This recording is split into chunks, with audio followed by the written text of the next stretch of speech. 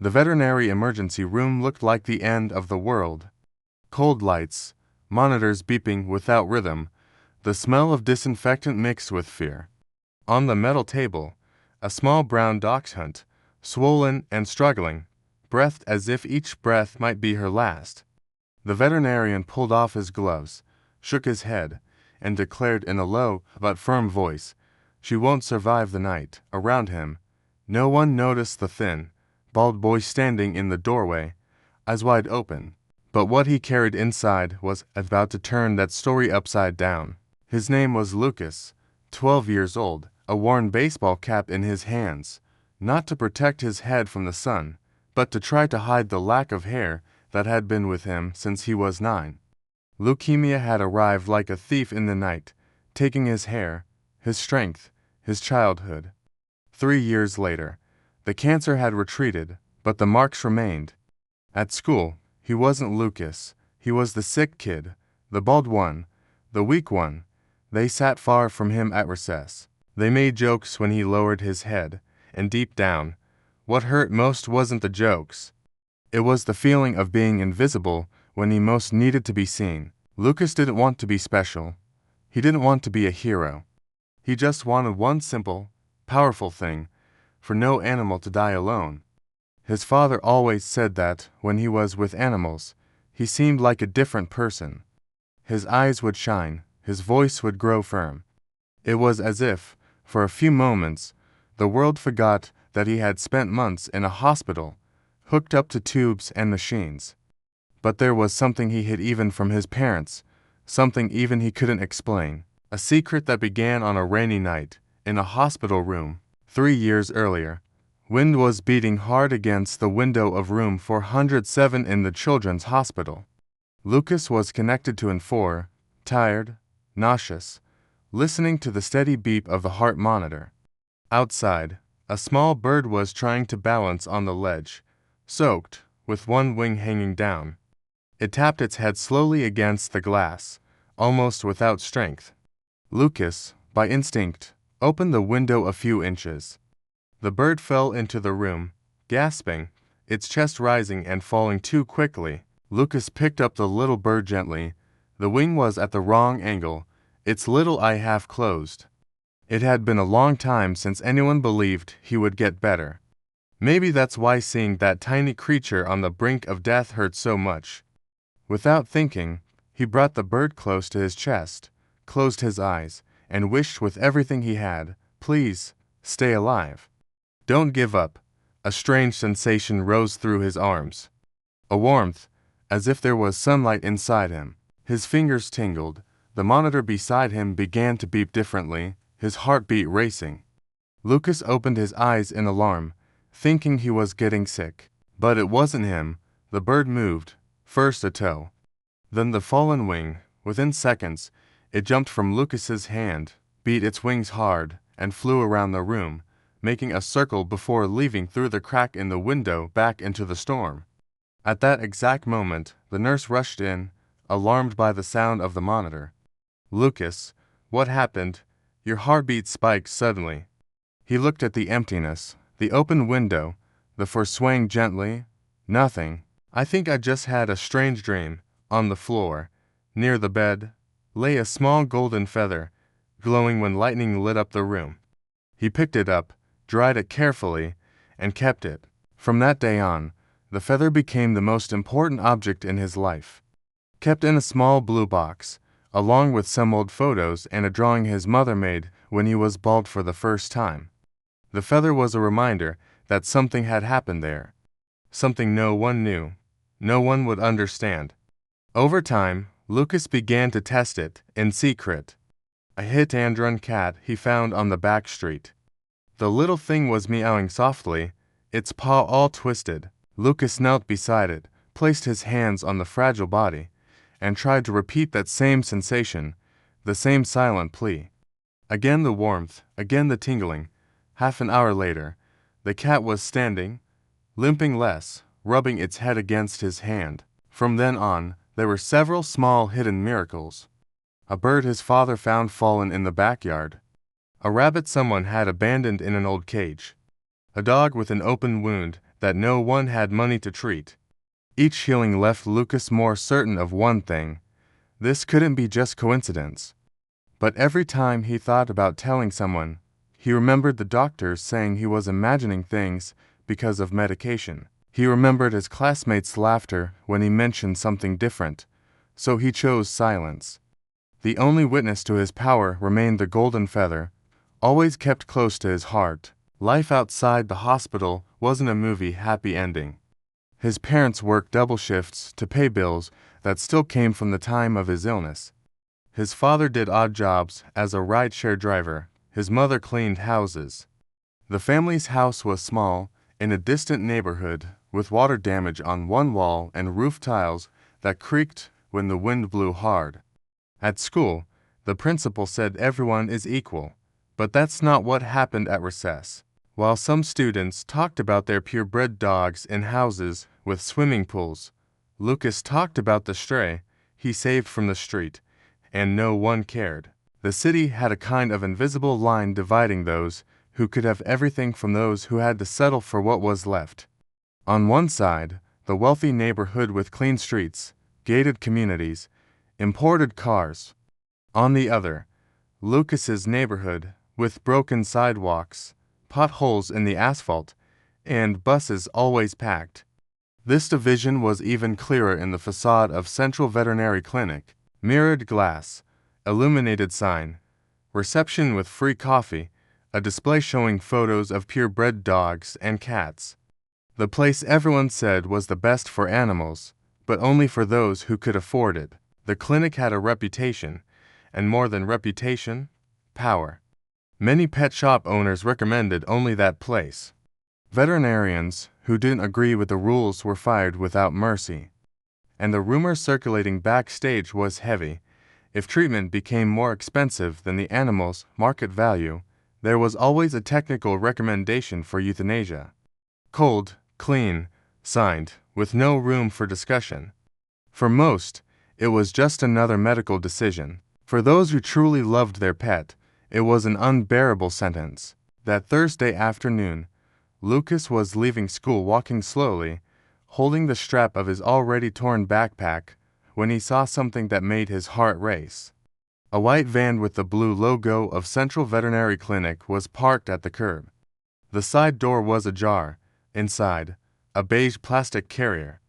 And inside the carrier, a brown dachshund, eyes wide, gasping, her belly enormous like a balloon about to burst. Even from a distance, Lucas noticed something was very wrong with the way she was breathing. He moved a little closer, pretending he was just passing by. The van driver was talking on the phone, loud enough for Lucas to hear. "Yeah, Doc, it's that case with the old dachshund. Multiple pregnancy, 12 puppies. The exam showed high risk of rupture. The owner doesn't have money. Yes, you can prepare the euthanasia room. I'm arriving with her now." One sentence. And 12 destines written as if they meant nothing. 12 puppies who hadn't even seen the light of day. A mother who had only been loved enough to be brought there ... to die. Lucas's chest burned. He felt his hands sweating, his breathing accelerate. This wasn't a simple clinical case. This was a scheduled execution. No chance of defense. No second opinion. No one fighting for the dog. Before he could think, he ran to the driver's window and knocked. The man jumped. "What's this, kid?" Lucas pointed to the carrier. "Is she going to die?" The driver frowned. "That's none of your business. Go home. Let me see her." "Just 1 minute. I can't open the carrier. Doctor's orders. Now get out of the way. I'm late." The boy stayed put, his small body a ridiculous obstacle before the van. "I can help." The driver let out a mocking laugh. "You, help? You can barely carry that backpack." His eyes dropped to Lucas's head. "Go take care of your own health, kid. This dog is done for." That hit like a knife. For a second, Lucas almost backed down, but then he looked again at the dog's eyes, glazed behind the plastic, and something inside him, perhaps the same thing that ignited that warmth in the hospital, decided he couldn't just watch anymore. "If you're taking her there to die, At least tell me where the clinic is. I'll show up there. The driver rolled his eyes. Just follow this avenue to the end. You won't make it in time, but do what you want. He put the van in gear, slammed the door shut, and took off. Lucas stood still for a second, the sound of the engine fading down the street. Then he ran. He ran without thinking about buses, without thinking about exhaustion, without thinking about people's stares. He only knew that each step was one less second for that dog. It was more than 15 minutes of running. His heart pounded in his ears. The air didn't seem to enter properly. His back ached. But when the clinic's facade finally appeared before him, with the blue sign glowing, he didn't think about stopping. He entered through the glass door, almost colliding with an elderly woman leaving. The receptionist looked up, surprised by that breathless, sweaty boy with his shirt sticking to his thin body. Can I help you? The Dachshund ... the pregnant one. Where is she? On the other side of the corridor. Two doors opened almost simultaneously. A nurse was pushing the same carrier from before. The dog's gaze was even more faded. Beside him, an elderly woman with white hair, eyes swollen from crying, walked with difficulty, holding a tissue. Mrs. Marina, we're going to take care of her. Okay, said the nurse, with a voice trying to be calm. Lucas approached. Don't let them kill her. The woman looked at him, confused. Who are you? Son, I can try to help. The nurse made an impatient face. You can't be here. Go back to reception. Before he could react, a deep voice echoed through the corridor. What's all this noise? Dr. Mendez, the chief veterinarian, appeared in an impeccable lab coat and a badge that gleamed under the white light. He looked Lucas up and down, as if evaluating an object out of place. Who let this boy into the surgical area? He ran in. Doctor, explained the receptionist from afar. I warned him ... Lucas took a step forward. Please, let me see the dog. Let me try to do something. The doctor frowned, incredulous. What do you think this is? A cartoon? That's not how it works. This is a serious case. The decision has already been made. The owner signed. Mrs. Marina clutched the tissue even tighter in her hands. I just didn't want her to suffer, doctor. They told me it was the best ... Her voice broke. The injustice of that sentence made something break inside Lucas. He took a deep breath, remembering the hospital, the golden feather, the animals that had already left his hands alive. Give me 5 minutes with her. If nothing changes in 5 minutes, you do what you think is best. The corridor fell silent. An assistant laughed quietly. 5 minutes. Who do you think you are, kid? Dr. Mendez crossed his arms. This is a hospital, not a little show. The elderly woman, however, took a step toward Lucas. Her eyes, red, searched for his. Do you really think you can help my Mel? He swallowed hard but didn't back down. I can try, and she deserves at least that. Maybe it was the way he spoke. Maybe it was the desperation stamped on the owner's face. Maybe it was that heavy silence that took over the place. Dr. Mendez massaged his forehead, as if he was too tired to argue. 5 minutes, not a second more, and you don't touch any equipment. Lucas nodded. The nurse, not believing what he was seeing, pushed the carrier to the procedure room. The lights were stronger there. The beeping of the monitors was almost aggressive. In the center, a cold gurney awaited them. They laid the Dachshund down carefully. Her abdomen looked ready to tear. Her breathing was so weak that her chest barely rose. Lucas brought his hands closer, smelling medicine, alcohol, fear. Closer to the neck. Some instinct inside him whispered. He rested one hand on the dog's chest, another on her belly. Dr. Mendez looked at his watch. Started. 5 minutes. An assistant crossed his arms, leaning against the wall. Another typed something on a tablet, ready to record time of death if nothing changed. As soon as he closed his eyes, the sound of the room seemed to change. The beeping faded. The voices became more distant. Lucas could only think about the dog, about the way she had looked at him through the holes in the carrier, about her owner holding a tissue as if it were a life raft, about the fact that no one there really believed she had value beyond money. He slowly drew in air, trying to remember the sensation in the hospital. The warmth, the tingling, the golden feather, and it came. First light, a gentle warmth rising from the backs of his hands to his fingers. Then more intense, as if someone had lit an invisible flame inside him. The dog's body seemed to respond, vibrating lightly. The monitor beeped faster, pressure rising, murmured the assistant. "This is a stress reaction." Dr. Mendez watched, tense. Sweat began to trickle down Lucas's forehead. His breathing accelerated. This was much harder than any other animal he had helped. It was as if each puppy was a small light trying to stay lit amidst the darkness. Suddenly, a wave of pain shot through his head. Strong. So strong he almost pulled his hands away.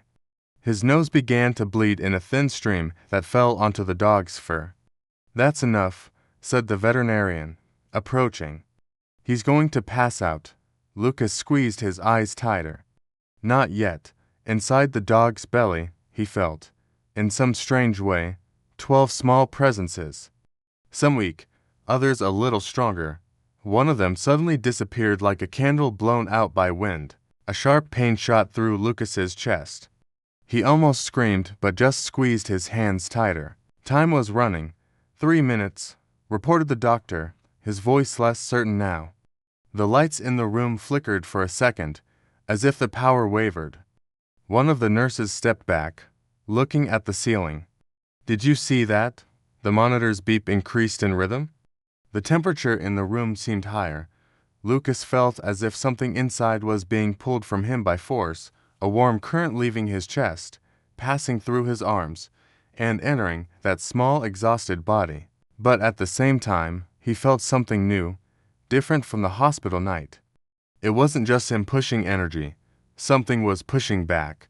The dog's heart jumped. Her breathing, which before was almost non-existent, began to grow a little deeper. One of the assistants, who had laughed before, now leaned forward, incredulous. "Doctor, the fetal heartbeats ... double quotes." He checked the equipment. They're stabilizing." Dr. Mendez narrowed his eyes. "This doesn't make sense." 2 minutes left.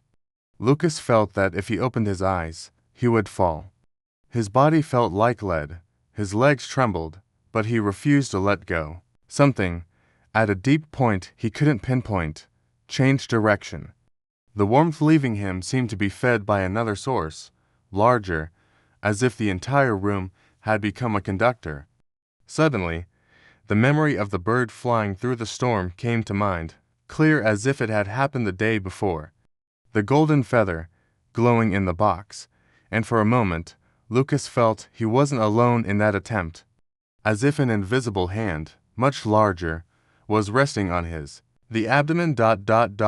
Are you seeing this? The nurse's voice sounded almost shocked. The dog's belly, previously stretched and tense, seemed to be moving differently. Not like swelling about to rupture, but like muscles organizing themselves for normal labor. The color of the skin under the fur, which had turned purplish in some spots, was beginning to lighten. Mrs. Marina, watching from the door, brought her hand to her mouth, tears streaming down uncontrollably. "Mel ... my girl ... 1 minute, murmured Dr. Mendez, but now it was as if he was saying it more to himself than enforcing the deadline. Lucas finally opened his eyes. The world spun. He staggered a little but kept one hand resting on the dog's body. The other slipped to the metal of the table, seeking balance. The dog took a deep breath, a longer, heavier sound, but full of life. Suddenly, a reflex ran through her body. The first puppy began to be born. The veterinarian, too well trained to ignore professional instincts, quickly approached with new gloves. "Bring towels, quick!" The team, which until then had been divided between skepticism and mockery, now moved in sync. A small slippery body came into the world, followed by a weak, almost imperceptible whimper. It's alive, murmured the nurse, wrapping the puppy. Lucas stepped back, his body asking for rest, but his eyes glued to that scene. 1, 2, 3 puppies came, one after another. Each birth was a direct affront to that sentence said in the corridor. She won't survive the night. In the middle of the rush, the room door burst open. A woman entered in high heels, expensive blazer, irritated expression. What's happening here? I received an alert about a sudden change in the monitors. It was the clinic owner, Dr. Sylvia Compass. She stopped for a second, seeing Lucas, with his pale face, nose still marked with blood, and the dog giving birth as if she had been prepared for it. What mess is this? Dr. Mendez, still in gloves, answered without taking his eyes off the delivery. The Dachshund case. She's giving birth. On her own, without cesarean. That's impossible, she shot back, approaching, the sound of her heels echoing on the tile. The report showed extremely high risk of rupture. I personally authorized euthanasia as the best option. Lucas, breathless, looked at her. So, you were going to kill all 12 too? She stared at him, surprised by the audacity. Boy, this isn't a place for children to give opinions. Who are you? The boy who asked for 5 minutes, murmured one of the nurses. A 7th puppy was born. The crying was now stronger, life calling to life. Dr. Sylvia observed the scene for a few seconds. And instead of the sincere astonishment anyone would have, a different gleam appeared in her eyes. A calculating gleam. Did you do ... something? Lucas didn't answer. She gave a quick half smile. Interesting. When the 12th puppy came into the world, the room was plunged into reverent silence, broken only by the sounds of the newborns and the mother's firmer breathing. Lucas sat on the floor, his legs finally giving out. The clinic owner approached, stopping one step away from him. What's your name? Lucas. How old? 12. She crossed her arms. Lucas, what happened here today will put this clinic on the map. People would pay anything to see their animals coming out alive from impossible situations. I want you here, every day, under my supervision. Dr. Mendez looked up, surprised. Doctor, he's just a boy, and what happened? We don't even fully understand it. That's exactly why we'll be the only ones to offer it. Exclusive. Lucas felt a chill that had nothing to do with cold. I don't want money. Everyone wants money, she retorted with a short smile. Maybe you want something else. Treatment for your family, better school, a house without leaks. Think carefully, kid. Your touch is worth gold. Mrs. Marina, hugging the dog, looked frightened from the doctor to the boy. Lucas took a deep breath. I just want no animal to die, because the owner is poor. Sylvia's smile disappeared. That's very nice for a speech, but the real world doesn't work that way. There, on the cold floor of the surgical room, with his body exhausted and his heart racing, Lucas realized that what he had done wasn't the end of the story. It was the beginning of a war. Still, in that moment, all that mattered was the scene before him. An elderly woman hugging the Dachshund, now mother to 12 small miracles. If anything has surprised you so far, you can subscribe so you don't miss the next story. He would still live. The following days were a storm that wasn't in any medical bulletin. First, the news spread through the clinic corridors, nurses whispering over coffee, veterinarians reviewing exams, trying to find some explanation. Then it leaked outside. An attendant posted, without giving many details, that she had seen a boy heal a condemned dog. Within hours, the entire neighborhood was talking. Within 2 days, people were knocking on Lucas's door with photos of sick animals. His mother, frightened and proud at the same time, tried to control the situation. He's still a child, she repeated. His father, quieter, watched his son with a mix of fear and admiration. This isn't small stuff, Luquinha. Big people are going to get involved. And they did. By the end of the week, Dr. Sylvia herself appeared at the family's simple house, parking a gleaming black car on the dirt street.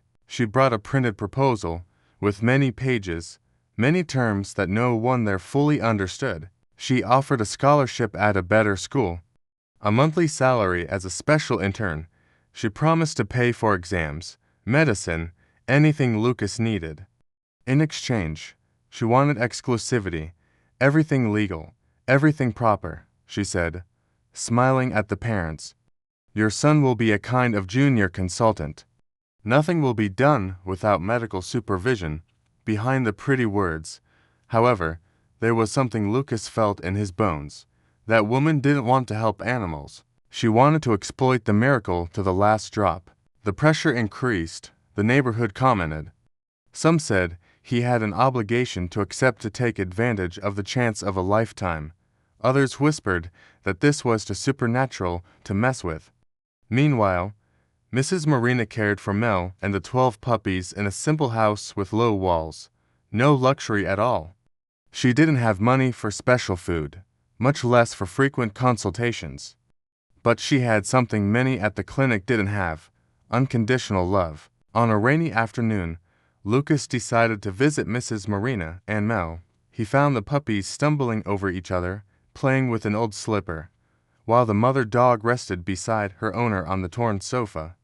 The old woman smiled when she saw him.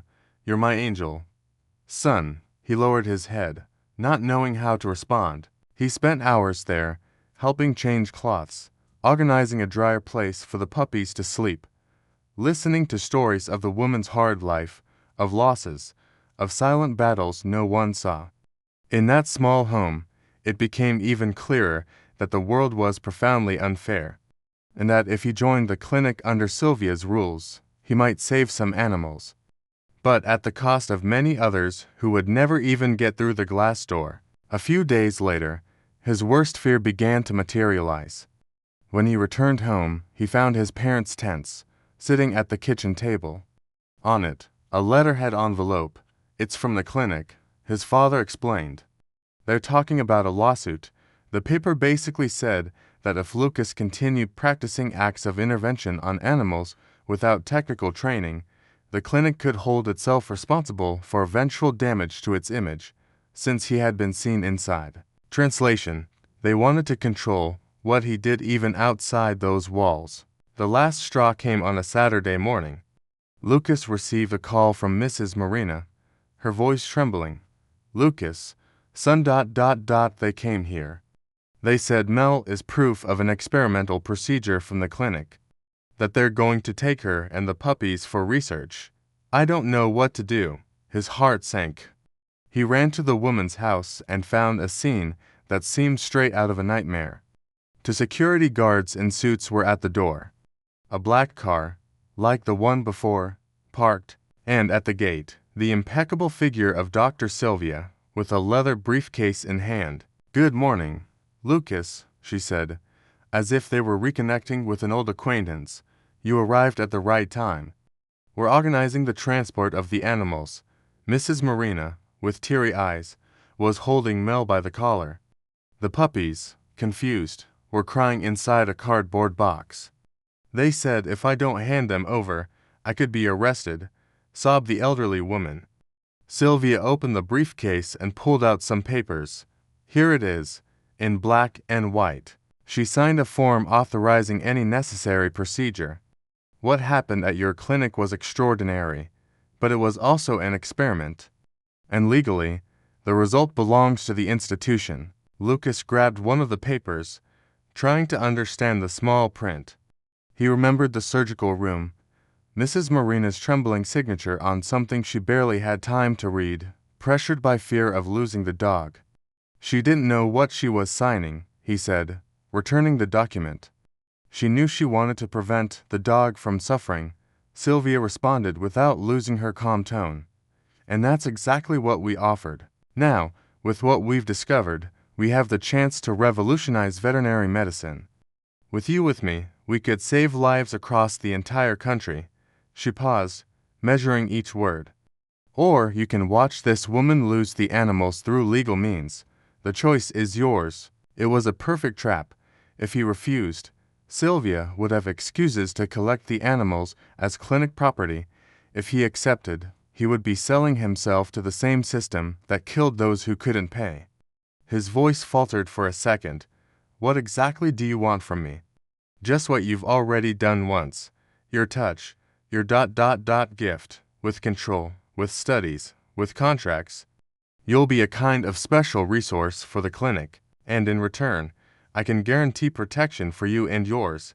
Her gaze dropped to the simple house behind him, to the peeling walls, to the gate that barely closed properly. Don't you want to see your family living better? Lucas's eyes went to Mrs. Marina, hunched over, hugging the dog. They went to the puppies, piled together. They went to the security guards, ready to obey any order. And in a flash, he understood he wasn't alone in this fight. In recent days, while the clinic tried to co-opt him, someone had quietly approached. One of the assistants, Camila, had been shocked by the way Sylvia talked about the situation. She commented in a whole way that this was too unethical, even for that clinic. Lucas saw an unlikely ally there. The day before, when he was pressured to sign some papers at the clinic itself, Camila pulled him into an empty room. She handed him an old phone. Record everything she says when she's trying to force you to stay, she whispered. And keep a copy somewhere she can't delete. Lucas wasn't a legal expert, but he understood injustice. So he did what she suggested. He recorded every veiled threat, every phrase where Sylvia made it clear she saw animals and people as pieces on a profit board. Now, in front of Mrs. Marina's house, with the security guards waiting, he felt the weight of that phone in his pocket. The decision he would make there wasn't just about him. It was about everyone who would never have money to walk through that clinic's door. Okay, he finally said, I'll talk about working with you. Sylvia's smile returned to her face. Excellent choice, but not here on the street, he added. You yourself said this is too big to be handled on a poor neighborhood sidewalk. Let's talk at the clinic, with everything properly recorded. She nodded, thinking she had won. What she didn't know was that the conversation that really mattered was already recorded. When they arrived at the clinic, they went to a meeting room with glass walls, overlooking the impeccable reception. Sylvia began talking about profit percentages, marketing strategies, how to build the image of a miraculous boy prodigy. She talked too much. And at a certain point, perhaps too comfortable, she dropped the phrase Lucas needed. You understand, Lucas, that when we decide to sacrifice an animal, often it's not about what's best for them, but for the clinic's financial balance. We can't keep animals that don't pay the bill. But with you here, we can even use some free cases to generate online sympathy. In the end, everyone wins, except those who don't have a good enough story. That hurt to hear, but it was the ammunition he needed. Back at Mrs. Marina's house, with Sylvia thinking he was about to sign some pre-contract, it was time to turn the tables. Before the security guards, the papers, the crying woman, he pulled the phone from his pocket. You said today that you have lawyers, that you have money, that you always win, he said, his voice still that of a boy but with a new firmness. I don't have any of that, but I have this. He pressed play. Sylvia's voice filled the air. Phrases about sacrificing animals for money, about using sad cases as marketing bait, about Mrs. Marina and Mel's situation being a golden opportunity to reposition the brand as animal saviors. With each word, the veterinarian's face hardened. The security guards exchanged uncomfortable glances. Some neighbors, curious about the black car at the door, moved closer. There were too many witnesses for that kind of truth. This is criminal, murmured Mrs. Marina, unable to believe she had been treated like a line on a spreadsheet. Lucas continued without lowering the phone. This audio is already saved in 3 different places. If you take the dog or the puppies, if you try anything with my parents or me, I'll send this to every newspaper, every animal protection page, anywhere people want to hear it. If you back down now, return everything, and change the way you treat people who can't pay, maybe someone will still think it was just a mistake. The silence that followed was heavy. For a few seconds, Sylvia remained motionless, evaluating the possibilities. She could order the security guards to take the phone by force, but what if they were already copies? She could try a lawsuit, but a public scandal could destroy years of facade. She clenched her teeth, lowered the briefcase, and made a sharp gesture to the men. "Let's go." Before getting in the car, she shot a cutting look at Lucas. "You think you won today? But the world isn't that simple, kid." He swallowed hard. "Maybe not, but today, Mel and the puppies stay." The tires squealing as the car sped away seemed like a sigh of relief coming from the entire street. Mrs. Marina hugged Lucas tightly, crying on his shoulder.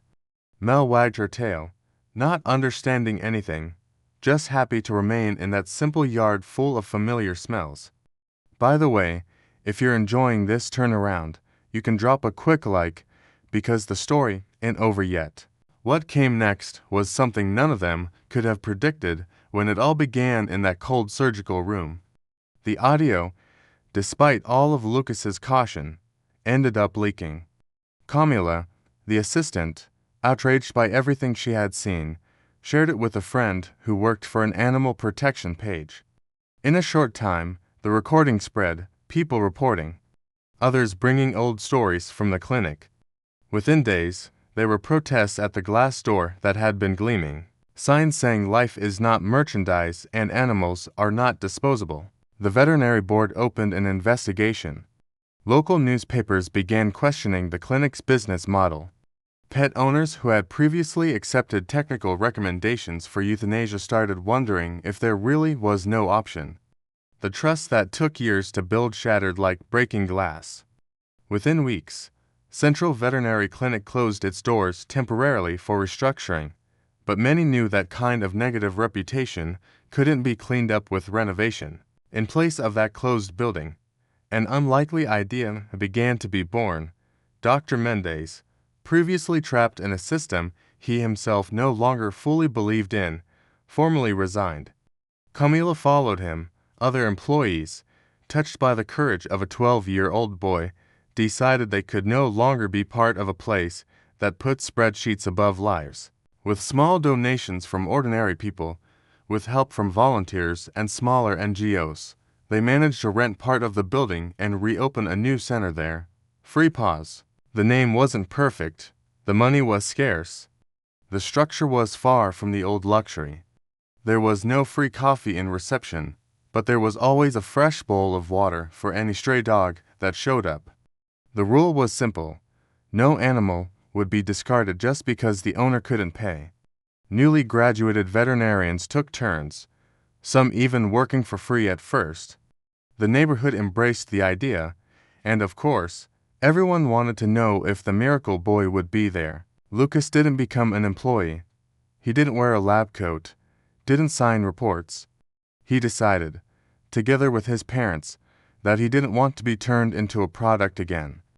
But he became the most dedicated volunteer that place had ever seen. He helped clean cages, calm frightened animals, play with puppies to socialize them, collect food donations. From time to time, when a case was truly extreme, he would place his hands with the same silent faith as always. It didn't always work, and he learned to deal with that too. He understood he wasn't God. That part of courage was being present, even when the ending wasn't happy. Mel's 12 puppies grew up, awkward, knocking things over and stealing slippers. News of the miracle family spread. Soon people from various neighborhoods appeared wanting to adopt. But Lucas insisted each adoption be done carefully. It wasn't just giving someone a cute dog for photos. It was handing over years of responsibility. One by one, the puppies found homes. A shy girl who suffered bullying, an elderly man who lived alone, a couple who had just lost an old dog and was ready to start again. Mel stayed with Mrs. Marina. Of course, the two walked through the neighborhood every day, slowly, on the same sidewalk where weeks before security guards in suits had tried to take her away. Now, when neighbors saw the scene, they waved from afar, some shouting, "Hey, Mel. Hey, Mrs. Marina." Fear had given way to pride.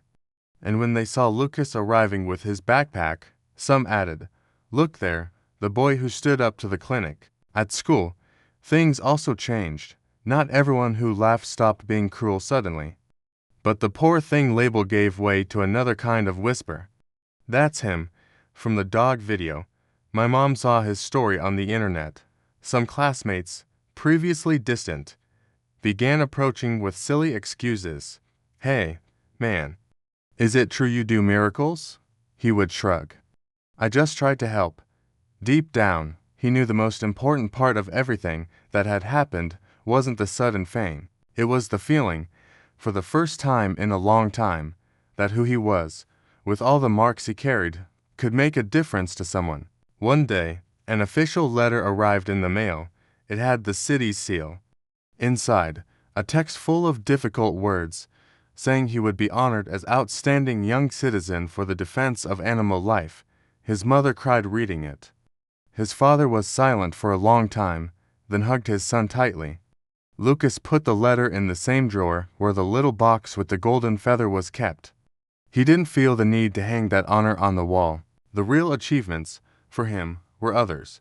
The relieved look of an owner when the animal improved, the wagging tail at the clinic door, the certainty that Mel and the puppies were alive, scattered out there, carrying a piece of that story in each home. At night, sometimes, he would open the blue box, take the golden feather between his fingers, and remember everything: the hospital, the white van, the surgical room, the threat at Mrs. Marina's door, the moment he finally decided to face someone much bigger than him. He thought about the 9-year-old boy who was afraid even to close his eyes for Tess. And he realized how, without realizing it, he had become someone who faced doctors, lawyers, security guards. On one of those days, sitting in the backyard of the simple house, with one of Mel's puppies temporarily in foster care sleeping in his lap, he spoke quietly, as if talking to the sky. If anyone's listening up there, thank you for not taking me back then. There's still a lot to do down here. The puppy moved, snuggling closer to his chest. The wind swayed a tree leaf. The golden feather, now hanging on a cord around his neck, gleamed under the moonlight. If you made it this far, enjoyed the story, and want to see more stories like this, comment more stories, because it shows there are more people believing that even when everything is against you, you can still turn things around. And if you want, like and follow, though you don't miss the next story about someone the world underestimates until they prove otherwise.